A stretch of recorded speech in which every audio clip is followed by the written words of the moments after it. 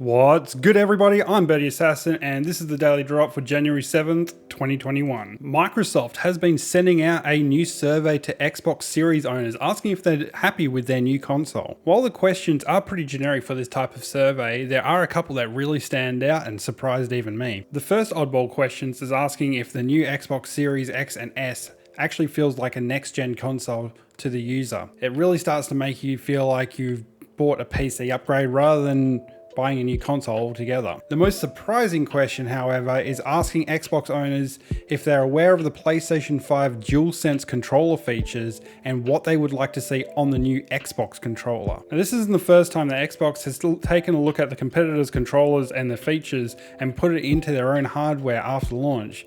Back in 2013 with the Xbox One launch, the controller had no headphone jack whatsoever, rather than just one high-speed port under the bottom that you needed an adapter to plug a headset into. This was something that wasn't changed until 2015, where they added in a headphone jack right next to this high-speed port after, again, another survey asking what features that people would like to see on the controllers. And even more recently, with the new Xbox next-gen launch, we've seen that they put a share button onto the new controller, which is something that PlayStation and Nintendo has had for an entire generation of their consoles so far. What would you like to see on the new Xbox controller? Any features that the DualSense or even Switch has that you might like to see? Let me know in the comments down below.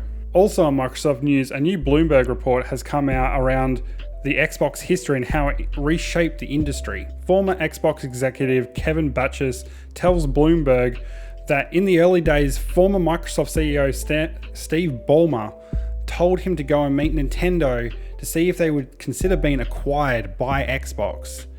The exact quote being, they just laughed their asses off. Like, imagine an hour of somebody just laughing at you. That's kind of how the meeting went. Well, I'm glad Microsoft has actually grown up these days and become friends with Nintendo, even though they are buying everyone else.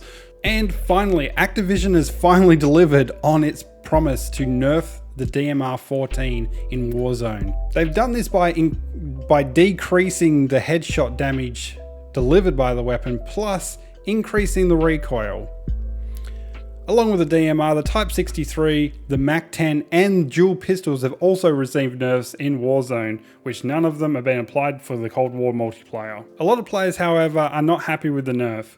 Not saying that they didn't want the nerf to happen, is that the nerf isn't enough. The gun is still very dominant in Warzone, with a lot of people saying it's not enough. It needs to be nerfed even more. And that's all we have time for today. Don't forget to go to gamefuel.com.au to go and get 10% off your next G Fuel order by using code birdyassassin. Hopefully, I'm going to see you here again tomorrow.